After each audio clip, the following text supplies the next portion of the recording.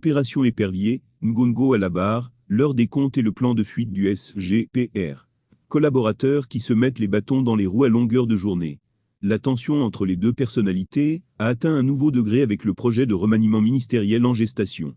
Selon les informations révélées par nos confrères de Jeune Afrique, Mvondo Eyolo a refusé de toucher aux 13 milliards décaissés pour l'organisation de la CAN 2021. Il prend des mesures pour se protéger contre des éventuelles poursuites judiciaires. Bonjour et bienvenue à tous sur Camé Info 1, la meilleure chaîne d'information et d'actualité au Cameroun. Si vous êtes nouveau sur la chaîne, je vous invite à cliquer sur le bouton d'abonnement là en dessous et d'activer la cloche de notification pour ne rien manquer de nos prochaines vidéos. Les tensions étaient également vives dans les loges et tribunes VIP de l'écrin de Lambe, où les invités ont trouvé sur leur siège deux guides de la compétition issus des administrations rivales.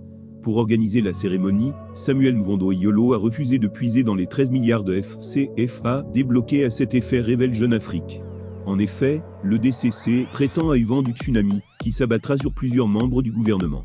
En plus des éjections, plusieurs ministres se retrouveront bientôt en prison selon les confidences de Mvondo Eyolo. Car le DCC ne fait pas que prédire à ses visiteurs que beaucoup de membres du gouvernement devront justifier de l'utilisation de cet argent, il leur laisse également entendre que certains seront limogés, voire que la justice pourrait les priver de liberté, alors que planent des soupçons de malversation regardant cet argent. La bataille au sommet de l'État s'est invitée dans l'organisation de la cérémonie d'ouverture de la CAN, le 09 janvier au stade Lambe. Mvondo Eyolo aurait mis en place tout un dispositif pour rendre presque invisible Ferdinand Ngongo, pourtant loué par le président de la CAF, Patrice Motsepe. Opération Épervier, un plan de fuite de Ferdinand Ngongo a fuité. Selon le journaliste Rémi Ngono, Ferdinand Ngongo serait dans liste des pontes du régime bientôt épinglé. Le SGPR, pour éviter le sort réservé à Mabungu, aurait préparé un plan de fuite qui a visiblement fuité. Mis au courant par ses sources, le journaliste camerounais en exil en France a fait des révélations sur le plan de fuite de Ferdinand Ngongo.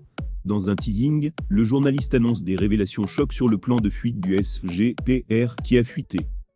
Là, nous sommes au terme de la vidéo. Surtout n'oubliez pas de vous abonner et de cliquer sur la cloche de notification pour recevoir le top des informations et actualités au Cameroun.